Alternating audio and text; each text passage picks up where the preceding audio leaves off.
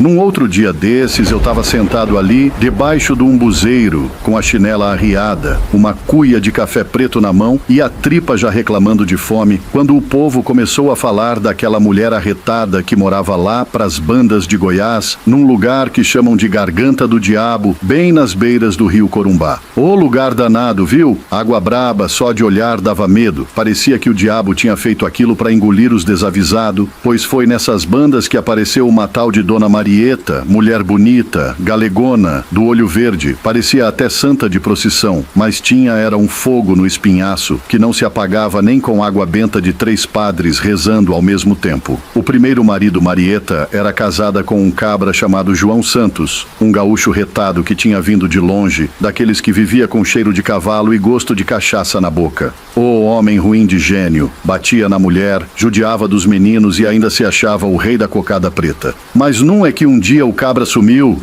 ninguém nunca mais viu rastro, nem pegada, nem sombra. O povo acreditou que ele tinha fugido para a cidade, levado dinheiro e se metido nos cabaré. Mas eu, velho desconfiado que sou, digo logo, se ele tivesse fugido, a cachorra da fazenda tinha latido na madrugada. Cachorro não mente não. Ali, ó, foi mão de Marieta, o segundo marido. Aí não passou nem 2 invernos e já apareceu outro cabra na vida dela. Zé Bento, vaqueiro de peito largo, braço grosso e sorriso de dente de ouro. O homem bonito, mas besta que só ele. Foi morar na fazenda, dormir com a galegona e o destino dele foi igual. Vendeu umas vacas, encheu a capanga de dinheiro e, puf, desapareceu sem deixar cheiro de suor no lençol. Eita, que o povo da redondeza começou a coçar a venta, mas ninguém tinha coragem de falar nada, porque Marieta era daquelas que olhava com os olhos verdes e parecia que lia a alma da gente. O terceiro. Depois veio mais um cabra novo, forte, que mal sabia assinar o nome. Durou foi pouco, coitado. Do mesmo jeitinho, vendeu boi, pegou dinheiro, sumiu no mundo. Aí, minha gente, até o delegado da roça, um velho chamado seu Raimundão, ficou de orelha em pé. Esse Raimundão não era delegado de farda, não. Era um fazendeiro que o governo tinha dado o cargo só porque ele tinha bigode grosso e voz grossa também. Ele vivia comendo rapadura e dizendo: o negócio tá esquisito, eu tô achando que essa galega tá mandando os maridos pro fundo da garganta do diabo. O quarto, o baiano. Foi então que chegou um cabra baiano chamado César, quarentão, peito cabeludo, camisa sempre aberta até o umbigo, cheio de história de tiro, de facada e de mandinga. O povo dizia que ele tinha pacto com o cramulhão, mas era trabalhador e mais sabido que os outros. Marieta botou os olhos nele e... pronto, contratou o homem. Não deu 3 dias, já estavam debaixo do mesmo lençol. Eita, fogo danado dessa galega. Só que César, diferentão dos outros, não dormia pesado não. Era ligeiro, desconfiado e tinha ouvido de cachorro. Um certo dia, ele percebeu que Marieta andava esquisita, vermelha, calada, se mexendo de um lado para o outro na cama. Ele pensou: oxente, essa galega tá armando alguma coisa. Fingiu que dormiu, mas ficou só de olho. Lá pras bandas da meia-noite, a danada levantou da cama, foi na cozinha e voltou com uma lamparina numa mão e um punhal de rabo de tatu na outra. Foi chegando de mansinho, mirando no peito do baiano. Mas César era liso que nem sabão de sebo. Já tinha botado o travesseiro no lugar dele, fingindo que era ele debaixo da coberta. Quando Marieta enfiou a peixeira, o punhal só furou colchão e travesseiro. Nessa hora, o baiano pulou por trás, agarrou a galega pelos braços e gritou: "Ahá, cabrita! Tu queria era me mandar pro inferno, né? Pois agora vai ter que explicar tudinho pro delegado." Amarrou a mulher com corda de vaqueiro e no outro dia chamou o delegado de roça. O Raimundão chegou cuspindo pro lado e disse: "Não falei? Essa galega é mais perigosa que cascavel debaixo de coberta." Levaram Marieta para a cidade. No caminho, o povo tudo acompanhando, uns com medo, outros rindo. Diziam que ela matou os 3 maridos anteriores e jogou os corpos no fundão da garganta do diabo, lá onde até peixe tem medo de nadar. Eita, que foi um fuzuê danado, mas... e o final? Agora, minha gente, cada um conta o fim de um jeito. Uns juram que ela foi presa, apodreceu na cadeia e morreu rezando um terço. Outros dizem que ela conseguiu escapar da cadeia e até hoje vaga pelas beiras do rio, com os olhos verdes brilhando no escuro, procurando o homem besta para encantar. E tem os matuto mais afoito que falam que, em noite de lua cheia, dá para ouvir lá no Corumbá uma voz de mulher gritando: César, volta pra cama que eu ainda não terminei contigo. Aí, meu amigo, se é verdade, eu não sei. Só sei que quem passa por lá passa ligeiro, que o medo é grande.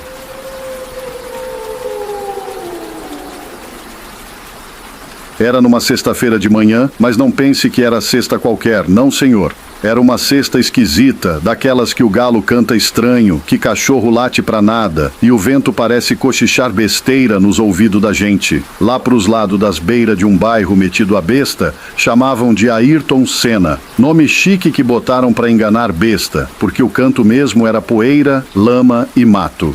Fica lá pros cantos de Porto Velho, numas terra quente que só caldeirão de ferreiro. Pois morava ali um cabra chamado Felipe, mas o povo chamava ele de Filim.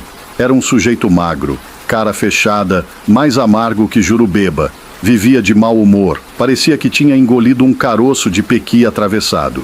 E a mulher dele chamava-se Conceição, mas o povo conhecia mais era por Ceiça.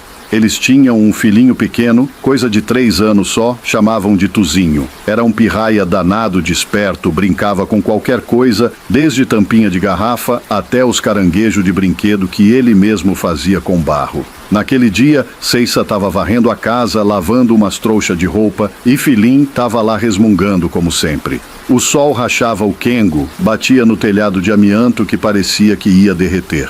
O menino pediu: Painho, eu vou brincar ali nos fundos. Filim com a testa franzida: Vai não, fio. Tá quente que só forninho de padaria. Fique aqui na frente, na varanda, que é mais fresco. E assim foi. Tuzinho ficou brincando sozinho, rodando o carrinho de plástico que ele já tinha quebrado a roda. Só que não foi nem meia hora, quando a mãe deu fé. Cadê o menino? Tava só os brinquedos jogados no chão e o portão meio aberto, rangendo com o vento. Filim! Gritou Ceiça, com o coração batendo no gogó. Cadê o menino? Eu sei lá, disse ele meio mole como quem não liga. Aí pronto. A zoada se espalhou mais ligeiro que fofoca em feira. Vizinhança tudo saiu pra rua. Uns dizendo que viram, outros jurando que não viram nada. Cachorro latia, galinha voava, gente chorava. Chamaram a polícia que veio toda pomposa, rodando o carro e anotando coisa em caderneta. Mas nada descobriram. Passou-se dia, passou-se semana e nada do menino aparecer. O povo já dizia que era coisa do Matinta Pereira. Outros botavam a culpa na mãe da mata e tinha uns que cochichava: Eu aposto que esse menino foi chupado pelo bicho papão. Eita, conversa arretada. Para completar, o tal do Filim começou a espalhar umas histórias de dívida antiga, gente querendo se vingar, ex-mulher enraivecida. Era um enredo danado de confuso, parecia novela ruim. Enquanto isso, a pobre da Ceiça, coitada, chorava feito uma condenada, botava cartaz com a cara do menino até nos pés de pau da rua, pedindo notícia. O povo fez até passeata com vela na mão, rezando o Pai Nosso alto, pedindo que o anjo mostrasse o paradeiro do menino. Mas nada de menino, só o silêncio grosso daquelas manhãs abafadas. O tempo foi passando. 3 semanas depois, a polícia disse: Isso aí não é mais sumiço não, isso aí é morte escondida. E foi aí que o caos começou a feder mais que panela de tripa esquecida no fogo. Se acredita que 7 meses depois, a Ceiça, cansada de esconder, acabou abrindo o bico? Pois foi. Contou que naquele mesmo dia, o menino tinha caído da rede e batido a cabeça. O pobre estrebuchou e ela até tentou socorrer, mas o Filim, bruto que só ele, não deixou levar para o hospital. Não invente, mulher, disse ele com os olhos arregalados. Se levar, eu me lasco, ameaçou a mulher. Botou medo nela e, no fim, os dois pegaram o corpinho do menino, enrolaram numa capa de sofá velha e sacola de lixo e foram enterrar num terreno baldio lá perto da estrada. Diz que quando enterraram, o vento parou de repente, os cachorros uivaram e um relâmpago riscou o céu sem nem chover. O povo depois jurava que até hoje ouvia um choro miúdo naquele canto, de noite, como se fosse o próprio Tuzinho pedindo para voltar para casa. Quando a polícia descobriu o buraco, acharam só os ossinhos debaixo de uma pedra grande. Foi um rebuliço medonho.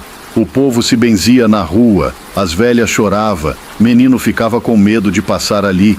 E Filim? Ficou frio, frio que nem tatu em cova.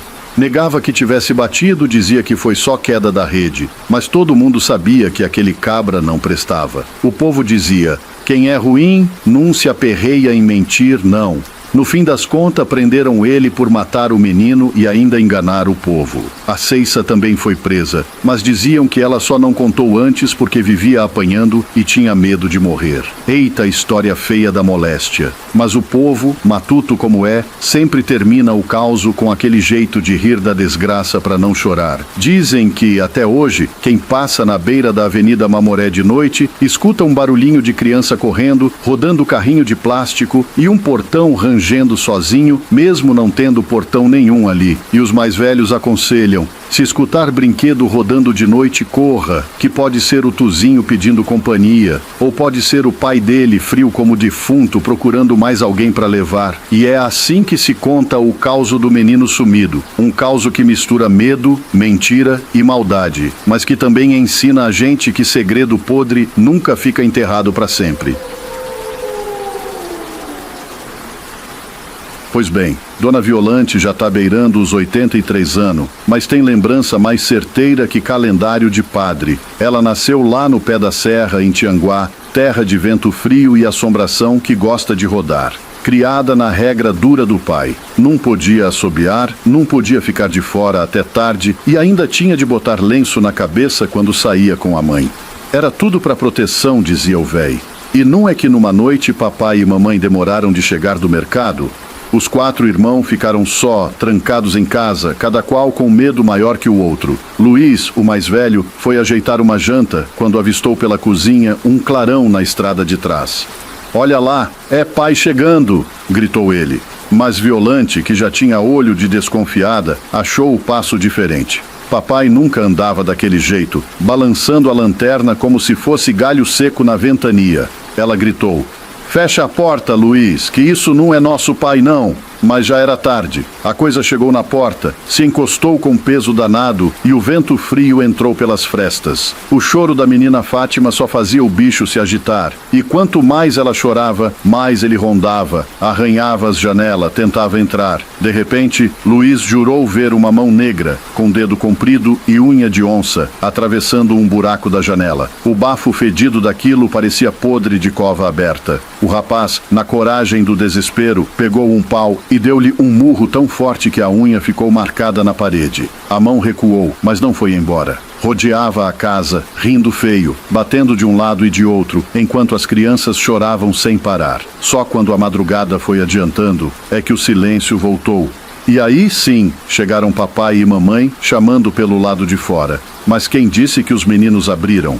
Ficaram calados, feito bicho acuado, até o véi meter a porta abaixo e encontrar os filhos vivos, mas branco, feito vela. No outro dia, acharam a lanterna de carbureto caída lá fora, e o pai guardou-a, esperando que o dono viesse buscar. Nunca mais apareceu. Só quem adoeceu foi Fátima, de tanto medo. Levaram-na para uma rezadeira longe da serra, e só depois de uma semana voltou melhor. Dona Violante terminou esse pedaço da vida dela dizendo: "Pois por causa desse aperreio, larguei o mato e vim morar na cidade. Não quero nunca mais topar com aquela mão querendo entrar em minha casa. Deus me defenda."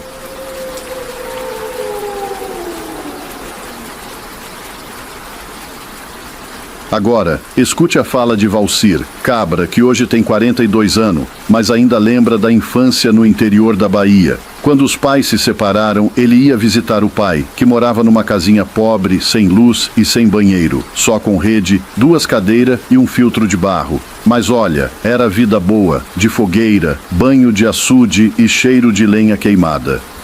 Uma noite, assando milho, viram um homem apressado na estrada. O pai disse: "Olhe para ele não, e se falar, não responda." O cabra passou calado, sumiu no rumo da mata, onde estrada nenhuma tinha destino. Esse é o andarilho. Passa sempre de tardezinha, mas não sei onde se esconde de dia. Já peguei ele espiando por aqui 2 vezes, por isso não confio. Se um dia eu não tiver, fuja dele. Valcir obedeceu, mas ficou com o coração batendo forte. Naquela mesma noite, escutaram passos cansados rodeando a casa. O pai, com a foice na mão, esperou calado, até que a coisa saiu correndo pela estrada e sumiu. Na manhã seguinte, o véi abriu o jogo. Uma vez, voltando do açude, vi o andarilho puxar os cabelos e correr pro mato feito doido. Pensei que fosse besteira, mas quando cheguei em casa, ouvi um bicho arranhando o chão e cheirando as portas. Fui olhar pela janela e quase morro. Tinha corpo de homem, mas cheio de pelo, dente grande, olho vermelho. Era ele se virando lobisomem. Daí em diante, o pai nunca mais encarou o homem. Quando passava, fingia que não via. Pois se a criatura desconfiasse que o segredo tinha sido descoberto, aí sim vinha o perigo grande. E assim se repetiu por muito tempo. O andarilho passava, a criatura rondava, até que um dia deixou de aparecer. Sumiu sem deixar rastro, como se tivesse levado a sina dele para outro canto. Hoje, onde era estrada de terra e solidão, já tem casa, família, luz de poste. Mas quem viveu naquele tempo sabe. Nas noites frias, corria ali um monstro preso no corpo de um pobre andarilho. Lá vem história comprida, mais comprida que cobra sucuri atravessada no meio do açude. Pois bem, eu me chamo Everardo, mas o povo daqui me conhece por Seu Dado, que é para não gastar saliva demais. Já tô com meus 48 no lombo, mas o que vou contar se deu quando eu era cabra novo, com 16 anos, ainda magrelo que só vara de pescar. Naquele tempo eu vivia grudado com meu pai. Que Deus o tenha, cabra trabalhador que só a moléstia. Nós era gente de feira, daqueles que madruga mais cedo que galo bêbado e só volta quando a lua já tá dormindo de cansada. Trabalhava em feira de todo canto, Sobral, Massapê, Coreaú, até pras bandas do Piauí a gente já foi. Onde tivesse povo comprando, lá tava nós vendendo umas coisinhas. Pois não é que um dia na feira, já quase na hora de arriar o balaio e voltar pra casa, a confusão se armou, 2 cabra correram atrás de um sujeito e pense num corre-corre de dar nó na vista da gente. Quando alcançaram o homem, meteram-lhe uma pisa daquelas que parecia que estavam batendo em couro de zabumba. O povo todo parou de comprar e foi olhar. Teve um que até deixou cair a rapadura no chão. O tal sujeito estirado no chão parecia que ia morrer, mas num é que levantou e saiu correndo feito bode sem corda. Aí foi que um dos homens, ainda bufando de raiva, disse que aquele maldito andava correndo atrás da mulher dele e dos meninos de noite na estrada. Oxente, mulher que reconhece cabra desses não tá doida não. Disse mais. Esse peste corre atrás dos outros, se esconde na escuridão, e só não quebrei as pernas dele porque vocês me seguraram. Ave Maria, aquilo me deu foi um frio no espinhaço. Porque já tinha boato de um cabra estranho rondando as estradas, correndo feito bicho sem rumo, mas ninguém botava fé. Pois ali estava a prova viva que coisa boa não era. No outro dia, nós ia subir a serra para buscar umas frutas. Chegando no pé da Meruoca, tinha as casas dos conhecidos, e nós paramos para dar uma prosa. Foi quando chegou um véi que meu pai chamava de Chico Café, homem mais véi que pé de juazeiro, mas sabido que só.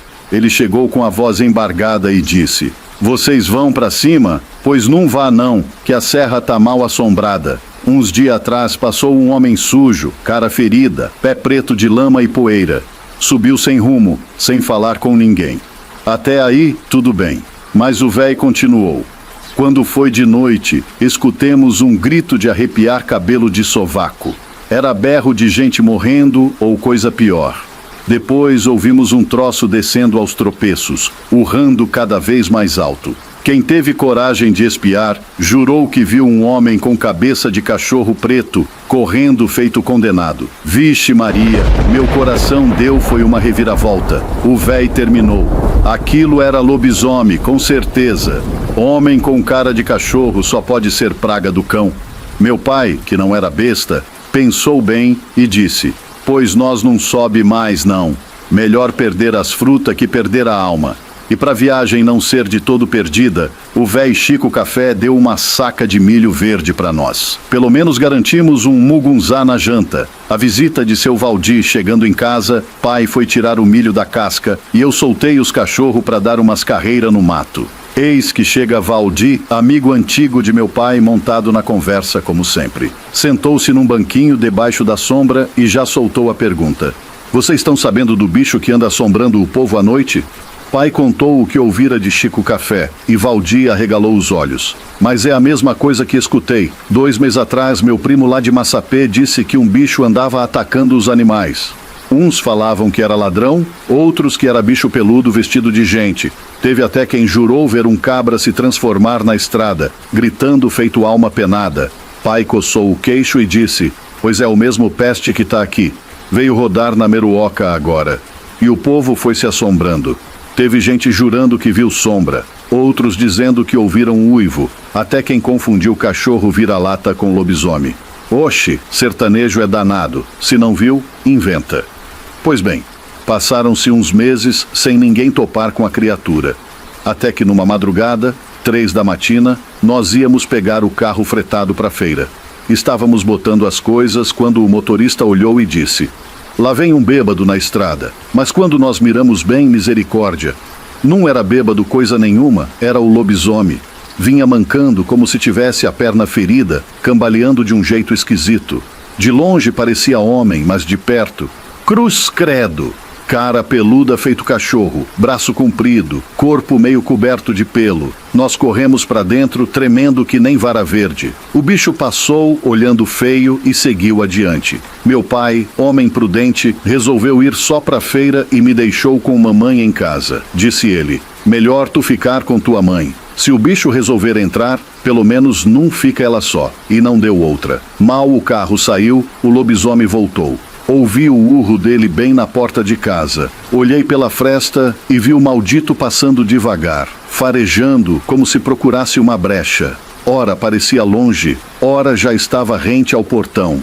Peste traiçoeira que só. Fiquei rezando baixinho e o bicho, vendo que não tinha como entrar, foi-se embora urrando pela estrada. Quando o pai voltou, contei tudinho. Ele só fez o sinal da cruz e disse, é mais seguro confiar numa cascavel do que num lobisomem desses. Eita, meu filho, nunca mais me esqueci desse aperreio. Lobisomem é bicho safado, traiçoeiro.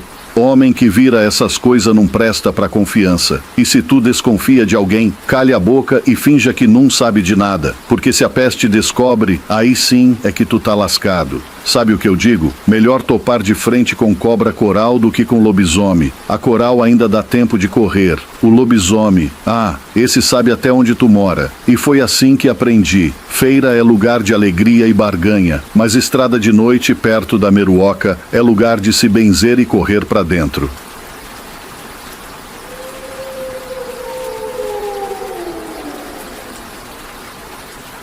A Amazônia é bonita que só vendo. É um mundaréu de mata que se perde de vista, parece até vestido de noiva bordado pela mão de Deus.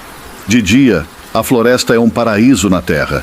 Passarinho cantando, rio correndo mansinho, cheiro de mato fresco, tudo coisa de encantar até coração mais duro. Mas escute bem, isso é só enquanto o sol tá de pé, porque quando ele se recolhe atrás das nuvens e a noite toma conta, o bicho pega. A mata, que parecia amiga, muda de cara. Fica pesada, abafada, parece que tá de mau humor. O canto dos pássaros some, o vento se cala, e o silêncio vira coisa de dar calafrio. É como se a floresta acordasse de verdade só de noite, e acordasse braba, vigiando, reparando cada passo de quem ousa andar por ela. Eu lhe digo, parece até que a mata se mexe sozinha. Aquele caminho que tu sabe de cor durante o dia, de noite se perde, como se as árvores tivessem saído do canto só para lhe enganar. A vereda que antes era reta, fica torta. A curva que tu lembrava, desaparece. E a gente começa a rodar feito besta, sem achar o rumo de casa. Não é nem o que tu vê, mas o que tu escuta. É cada barulho esquisito que vem do mato, uns passos leves, um assobio frio, coisa que não é de bicho conhecido. Os índios, povo sábio que mora ali desde sempre, Dizem que isso é a floresta brincando com a mente da gente. Eles respeitam a mata como se fosse gente viva, mãe e dona de tudo, e juram que ela tem seus guardião invisível, espírito véi que não deixa qualquer um meter o bedelho onde não deve. Dizem que quem mexe com a Amazônia sem respeito paga caro. A floresta se encarrega de sumir com o cabra, leva ele para o meio de um labirinto de árvore e cipó, onde nunca mais encontra saída. Tem quem diga que ela abre passagem para outros mundos e que nem todo desaparecido morreu, não. Ficou preso num lugar que não pertence a nós. Agora, escute esse pedaço. Existiu um inglês danado de teimoso, chamado Percy Fawcett. Era explorador valente, desses que não tinha medo de nada. O cabra acreditava que lá no fundo da Amazônia tinha uma cidade perdida, uma tal de Cidade Z, cheia de riqueza, artefato poderoso e sabedoria de um povo antigo que ninguém mais lembrava. Pois em 1925, ele meteu o pé no mato com o filho e mais um amigo. E adivinha, nunca mais se viu rastro dos três. Sumiram que nem fumaça no vento. Não acharam corpo, nem roupa, nem mochila, nem faca, nada. Foi como se a floresta tivesse engolido eles. O povo conta que Percy encontrou mesmo essa tal de cidade, mas pagou o preço alto. Tem lenda que fala de portal escondido, artefato perigoso capaz de mudar o rumo da humanidade, coisa que a própria floresta protege com unhas e dentes. E se for verdade, a mata não ia deixar esse segredo sair assim, de mão beijada, não. Os índios ainda falam dos guardiões do caminho perdido, uns espírito brabo que aparecem quando alguém atravessa os limites sagrados. Eles não deixam o cristão voltar. Criam ilusão, embaralham a mente, fazem a gente rodar até cansar, e aí pronto. O sujeito desaparece sem deixar sombra. Eita coisa medonha. Tem gente que acredita até hoje que Percy e os companheiros não morreram, não. Tão vivos, só que presos noutro canto, noutra dimensão, vagando sem tempo nem espaço.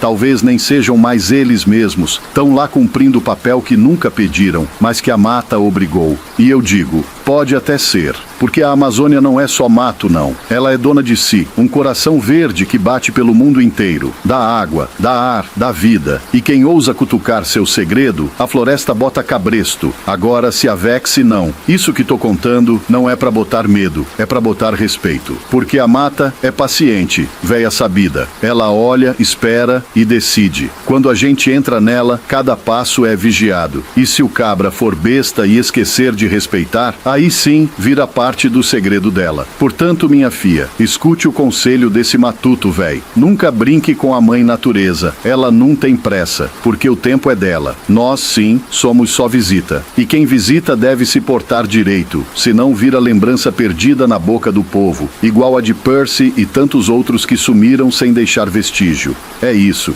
A Amazônia é viva, tem olho, tem ouvido e tem lei própria. E se a gente chegar perto demais do que não deve, ela engole, guarda e nunca mais devolve.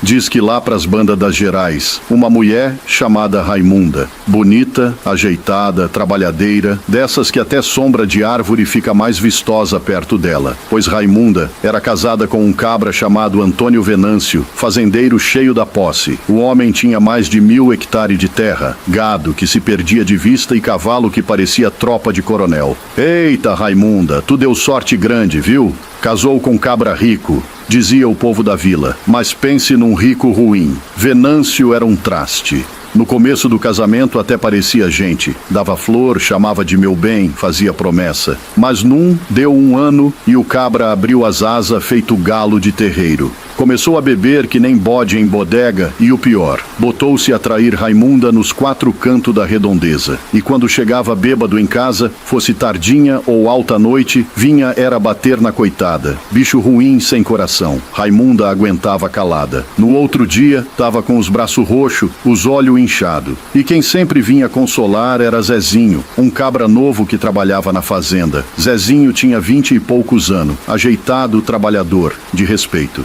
Dona Raimunda, a senhora tenha fé. Deus não cochila, não. Um dia isso há de mudar, dizia ele tirando o chapéu. Raimunda olhava para aquele menino com ternura. Primeiro como se fosse filho, que ele era mais novo. Mas coração é bicho besta. De tanto receber consolo e cuidado, o dela foi se afeiçoando. E Zezinho, que já gostava dela calado, começou a arder igual brasa escondida. Um dia, Zezinho chegou da caçada, que ele era bom de espingarda. Vivia pelos matos atrás de tatu, preá e veado. Pois nesse dia, ele veio com os olhos arregalados.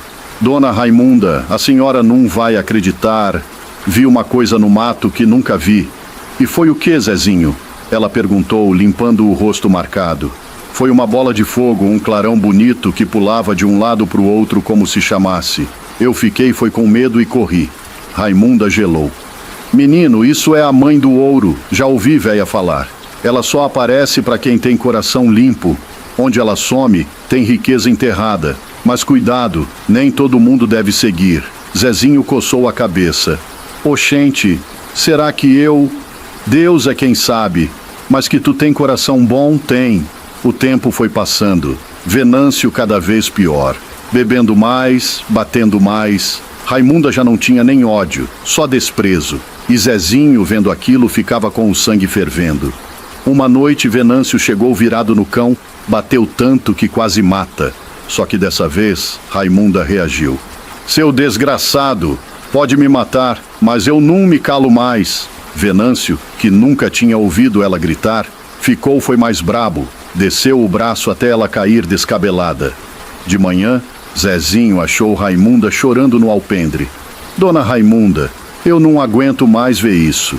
Se ele encostar na senhora outra vez, eu mato esse infeliz. Ela levantou os olhos vermelhos e disse: Zezinho, eu não quero pecado no teu viver, mas se acontecer de novo, que seja como Deus quiser. Eu já perdi o medo dele. Zezinho fechou os punhos. Se esse cabra bater de novo, nós vai embora. Eu sigo a mãe do ouro, arranjo riqueza, mas a senhora não fica mais aqui. Ela chorou, mas dessa vez foi de emoção. E num é que Venâncio parece que pressentiu, passou uma semana mansinho pedindo perdão. Raimunda, me perdoe, mulher, eu tava errado. Ela só calava, mas no coração dizia, tarde demais, Venâncio. Mas cabra ruim não cria juízo. Na sexta-feira voltou bêbado e começou a bater. Raimunda gritou, o barulho ecoou longe. Zezinho, que já estava por perto com a espingarda, correu. Largue ela, desgraçado. Venâncio riu. E tu, cabra safado, vai fazer o quê? Foi a gota. Pá, pá, 2 tiros. Venâncio caiu duro, sem um ai. Raimunda botou a mão no rosto. Meu Deus, Zezinho, tu matou ele. Matei sim, e se tivesse outra vida, matava de novo. Bora embora agora. Ele correu, pegou uma carroça, já com um saco escondido de ouro que tinha achado onde vira a mãe do ouro. Botou Raimunda debaixo da manta e saiu noite adentro. Reza o povo que foram parar em Goiás, ricos e sossegados. Nunca mais se ouviu falar deles. Agora, se é verdade ou não, eu não sei. Só sei que causo contado 2 vezes já vira verdade no sertão. E lhe digo, a mãe do ouro aparece sim, só para quem tem coragem e coração limpo. E tu, minha filha, se aparecesse uma bola de fogo lhe chamando no meio da noite, tu seguia ou se escondia debaixo da cama?